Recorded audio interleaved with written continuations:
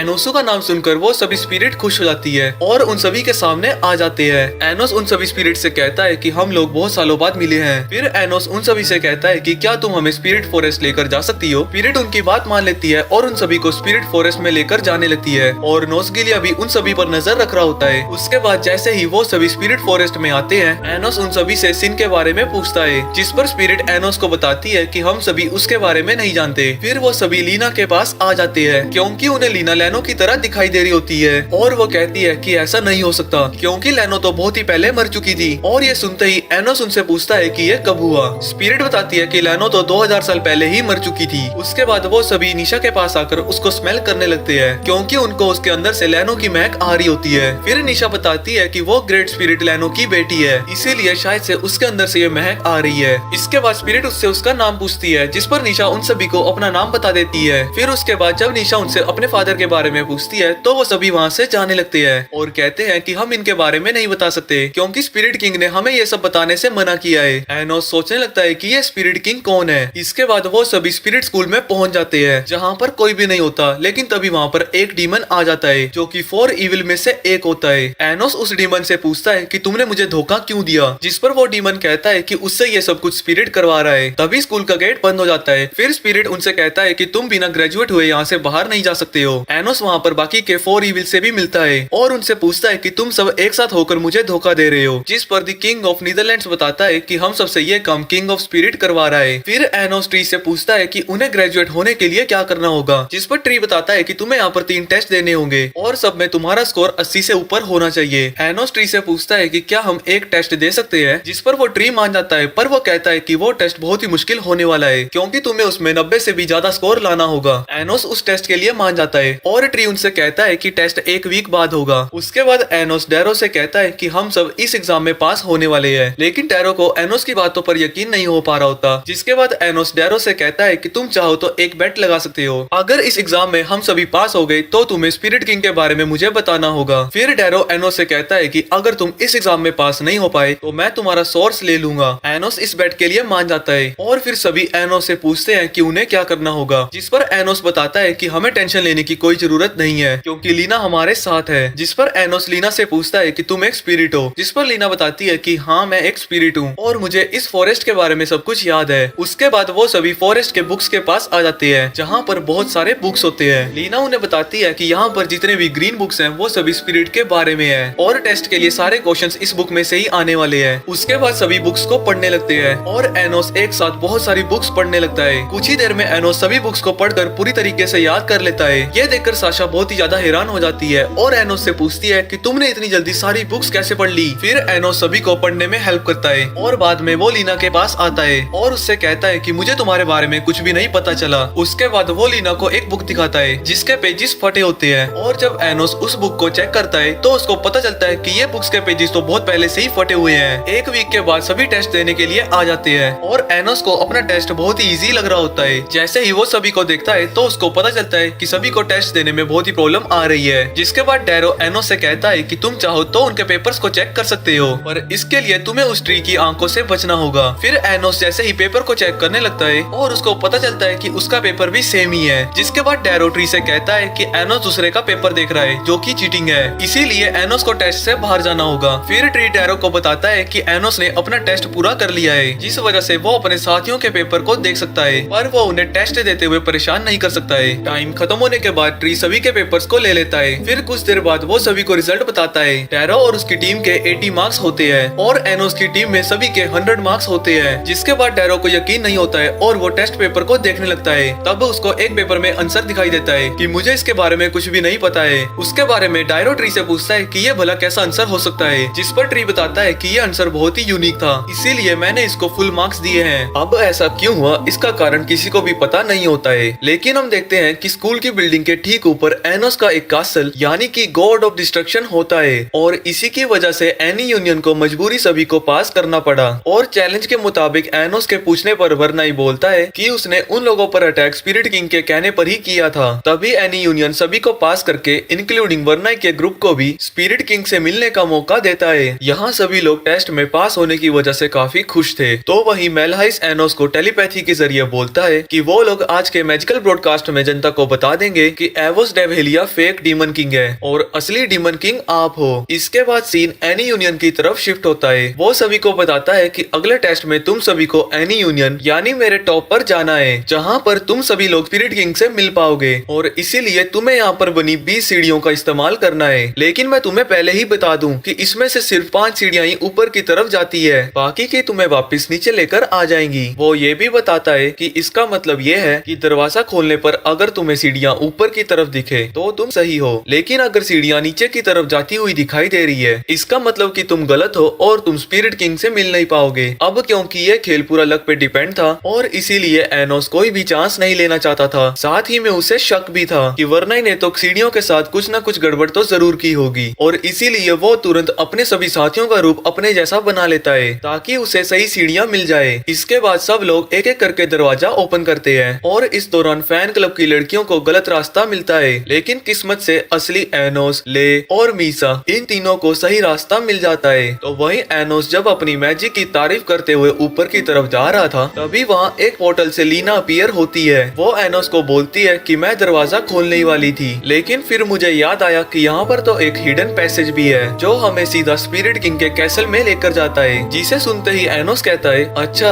और फिर वो मीशा और साशा को भी हिडन पैसेज को ढूंढने के लिए कहता है। अब ये जानकारी मिलने के बाद एनोस समझ आता है कि लीना इससे पहले भी स्टेज 2 को पूरा कर चुकी है, जिसके जवाब में लीना कहती है कि शायद हाँ, मुझे थोड़ा थोड़ा याद आ रहा है कि मैं एक बार इस टेस्ट को पार कर चुकी हूँ। जिस पर एनोस कहता है कि चलो ये तो एकदम बढ़िया बात है, अगर आगे भी तुम्हें कुछ याद आए ना तो मुझे जरूर बताना। इसके बाद दोनों चलते चलते एक जंगल में आते हैं और थोड़ी दूर जाने के बाद लीना कहती है कि यहाँ पर एक दरवाजा होना चाहिए और जब एनोस वहाँ पर चेक करता है तो वहाँ पर सच में एक दरवाजा निकलता है जिसे वो दोनों तुरंत ही क्रॉस कर लेते हैं। उस दरवाजा के दूसरी तरफ हरा भरा फूलों का गार्डन निकलता है और उस गार्डन के बीच में एक तलवार फंसी हुई थी। उस तलवार को देखकर लीना को याद आता है कि उसे स्पिरिट किंग को कुछ तो जरूरी बताना था, मगर तभी एनोस को एहसास होता है कि वहाँ पर उन दोनों के अलावा कोई तीसरा पर्सन भी है और वो बंदा और कोई नहीं बल्कि डार्क गर्ल होती है। दरअसल वो स्पिरिट सर्विलियंस से बचकर एनोस से बात करने के लिए आई है। वो बताती है कि स्पिरिट किंग ने किंग ऑफ कर्स की स्पिरिट को बंदी बना रखा है, जिसे सुनकर लीना को कुछ समझ नहीं आता है क्योंकि डार्क गर्ल को ही तो किंग ऑफ कर्स कहते हैं। जिस पर एनोस कहता है कि नहीं, ऐसा नहीं है। किंग ऑफ कर्स की 2 पर्सनैलिटीज हैं, एक जो हमारे सामने है जिसे हम डार्क गर्ल के नाम से से जानते हैं और दूसरा जो स्पिरिट किंग के कैद में है उसे किंग ऑफ कर्स कहते हैं। आगे डार्क गर्ल ये भी रिवील करती है कि गेराल्ट को किंग ऑफ कर्स ने ही मीसा को मारने के लिए भेजा था। साथ ही में जो आधी कटी तलवार उसके पास थी वो भी उसे स्पिरिट किंग ने ही दी थी। लेकिन जब एनोस उससे स्पिरिट किंग की आइडेंटिटी के बारे में पूछता है तो डार्क गर्ल कहती है कि मुझे उसके बारे में ज्यादा पता नहीं है, मैंने सिर्फ लाइफ में उन्हें एक बार ही देखा है और वो ऐसे दिखते हैं। जिन्हें देखकर एनोस को याद आता है कि उसने तो इस बंदे को टूर्नामेंट के दौरान भी देखा था, लेकिन उसे एक बात समझ नहीं आ रही थी कि स्पिरिट किंग उस वक्त वहाँ पर क्यों आया था। आगे डार्क गर्ल एनोस को किंग ऑफ कर्स को बचाने के लिए कहती है, जिस पर एनोस हाँ में जवाब देता है और फिर डार्क गर्ल वहाँ से गायब हो जाती है। तभी एनोस को ले का मैसेज आता है कि उसने मीशा को ढूंढ लिया है और अब वो साथ में ही आगे जाने वाले हैं। लेकिन थोड़ी दूर जाने पर ही उनका सामना हिडन वॉल्व से होता है, मगर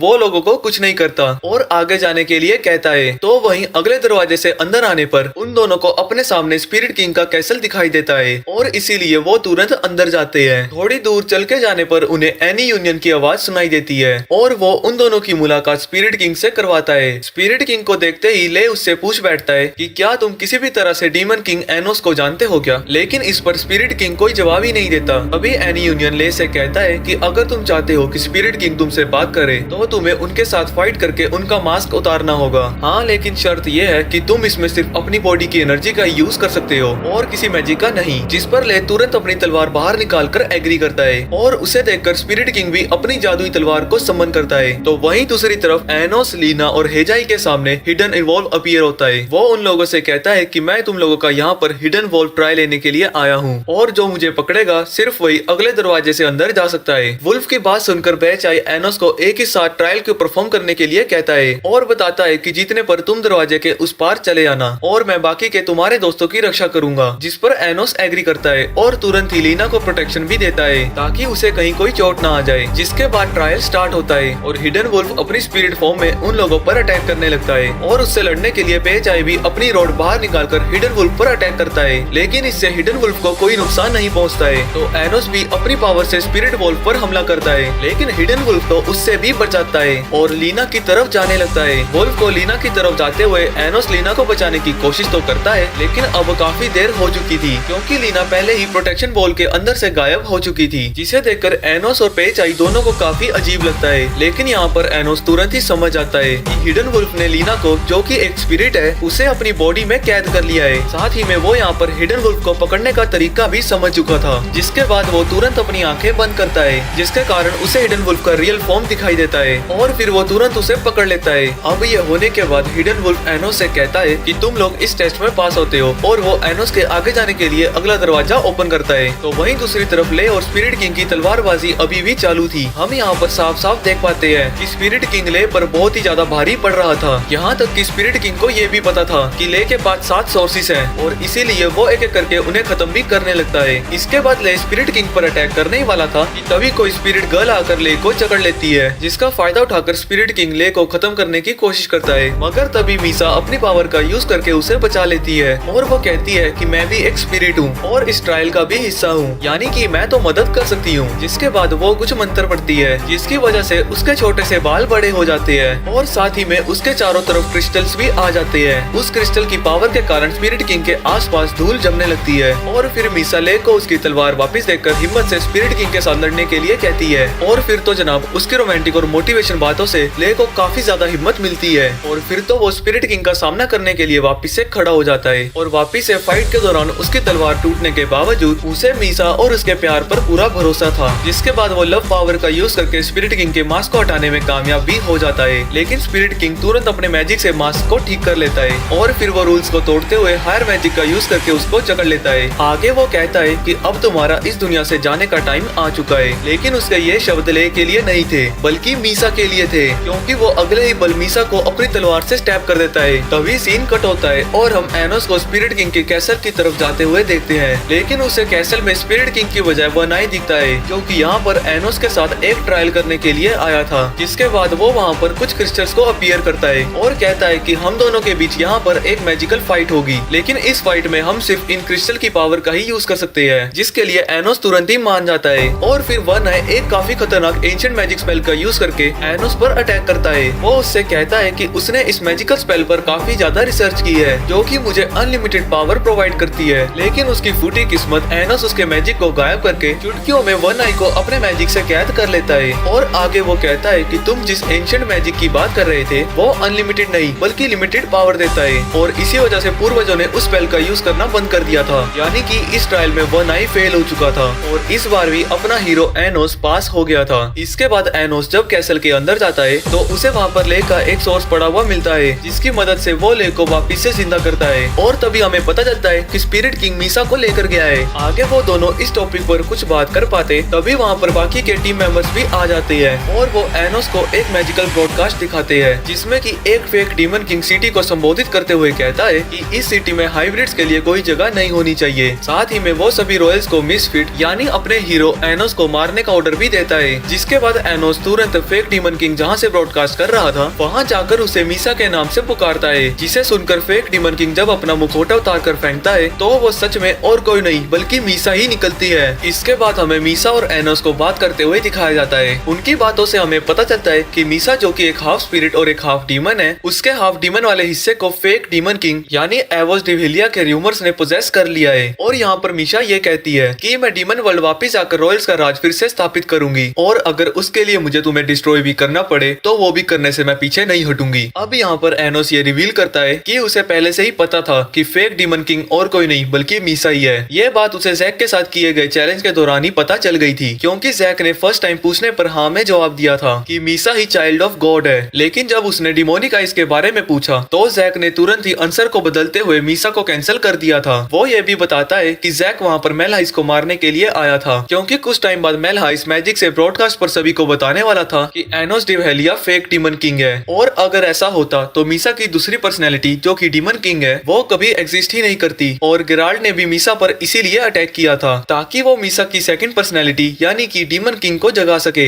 और ये सारी चीजें करके वो सिर्फ एनोस का टाइम पास करवा रहे थे, क्योंकि वो एनोस की डिमोनिक तलवार के पीछे है, जो कि उसे अभी तक पता नहीं है कि एनोस ने कहां पर छुपा कर रखी हुई है। अब यहाँ पर एनोस कुछ कह पाता उससे पहले ही आइविस और उसके लोग उस पर अटैक कर देते हैं, जिसे देखकर मीसा कहती है कि अब तुम सिर्फ एक मामूली डीमन हो, तुम हमारा कुछ नहीं बिगाड़ सकते। मगर तभी एनोस सामने आकर हंसते हुए कहता है कि तुम जैसे फेक इंसान के लिए ये काफी बड़ी बात है, तुम्हें अंदाजा नहीं है कि मैं कौन हूँ। वो ये भी कहता है कि अपने सपनों की दुनिया में मजे करो जब तक कि मैं वापस नहीं आ जाता। जिसके बाद एनोस वापस से अपने दोस्तों के पास आता है और वो लोग ब्रॉडकास्ट के जरिए देखते हैं कि मीसा ने सिटी के चारों तरफ एक तगड़ा बैरियर क्रिएट किया है ताकि एनोस और उसके दोस्त सिटी में टेलीपोर्ट ना हो सके। तो वही फैन क्लब की लड़कियों के पूछने पर एनोस उनको बताता है कि मीसा हाफ स्पिरिट और हाफ डीमन है, और उसका half demon part fake demon king के र्यूमर से बना है, जिसके कारण वो अपने आप को फेक डीमन किंग समझ रही है। जिसे सुनकर ले को काफी ज्यादा बुरा लगता है, क्योंकि 2000 साल पहले उसी ने फेक डीमन किंग के र्यूमर्स फैलाए थे और उसके कारण आज मीसा की ये हालत हो गई है। जिस पर एनोस कहता है कि दोस्त चिंता करने की कोई जरूरत नहीं है कि हम फेक डीमन किंग के पार्ट को डिस्ट्रॉय करके मीसा को सही सलामत बचा लेंगे। अब जब वो लोग वहाँ से बाहर जा ही रहे थे कि तभी एनी यूनियन उनको चारों तरफ से घेर लेता है, क्योंकि वो मदर ऑफ होली स्पिरिट लीनो की चाइल्ड यानी मीसा को मुसीबत में नहीं दे सकता है। जिस पर एनोस कहता है कि तुम हमें यहाँ से बाहर नहीं जाने दोगे तो क्या हम यहाँ से बाहर नहीं जा सकते। और तभी वो एक ब्लास्ट करके सभी को स्कूल की बिल्डिंग के अंदर लेकर आता है। आगे उसकी मुलाकात निजिट नाम के एक बंदे से होती है, जो कि 2000 साल पहले एनोस के लिए काम किया करता था, लेकिन अब तो वो फेक डीमन किंग का वफादार हो गया है। आगे निजिट एनोस पर उसका सोर्स लेने के लिए उस पर अटैक करता है, लेकिन तभी बीच में पैचाई आ जाता है। वो एनोस से कहता है कि लीना सेफ है और मैं इसे देख लूंगा, तुम निशा को बचाने के लिए जाओ। इसके बाद पैचाई अपनी छड़ी से इन लोगों के लिए बाहर जाने का रास्ता बनाता है। तो वहीं बाहर आने पर उनकी मुलाकात लीना से होती है। एनोस लीना से पूछता है कि क्या तुम्हें बाहर जाने का रास्ता पता है, जिस पर लीना तो पहले मना करती है, लेकिन तुरंत बाद वो टीटी यानी नन्ही परियों को बुलाकर उनसे बाहर जाने का रास्ता पूछती है, जिस पर टीटिस मना करती है, क्योंकि स्पिरिट किंग ने उन्हें एनोस और उसके दोस्तों की मदद करने के लिए मना किया था। मगर फिर लीना की एक और बार रिक्वेस्ट करने पर टीटिस मान जाती है और तुरंत ही एक पोर्टल बनाकर उन लोगों को स्पिरिट फॉरेस्ट से बाहर लेकर आती है। आगे एनोस सभी को सिटी के बाहर टेलीपोर्ट करता है, मगर तभी मीशा को किसी के आने का एहसास होता है, इसीलिए दरवाजा खुलने से पहले ही एनोस सभी को हाइड कर देता है। तो यहाँ इस दरवाजे से एक कमांडर अपनी सेना के साथ बाहर आता है और फिर पूरी सेना को एनोस और उसके दोस्तों को ढूंढने के लिए भेजता है। और फिर जैसे ही सेना एनोस को ढूंढने के लिए जाती है, एनोस कमांडर के सामने अपीयर होता है, जिसे देखकर कमांडर और उसके कुछ सैनिक तुरंत ही एनोस के सामने झुक जाते हैं, यानी कि वो एनोस को ही डीमन किंग मानते हैं। आगे एनोस कमांडर से सिटी की हालत के बारे में पूछता है, जिस पर कमांडर बताता है कि फेक डीमन किंग ने जो सिटी के ऊपर बैरियर बनाया हुआ है, जिसकी वजह से सिटी में रहने वाले प्योर ब्लड डीमन अब हाइब्रिड की एनर्जी को एब्जॉर्ब करने लगे हैं और वो उनके साथ काफी बुरा बर्ताव कर रहे हैं। ये सुनकर एनोस को अपने माता पिता की भी चिंता होती है क्योंकि वो लोग घर पर अकेले ही थे।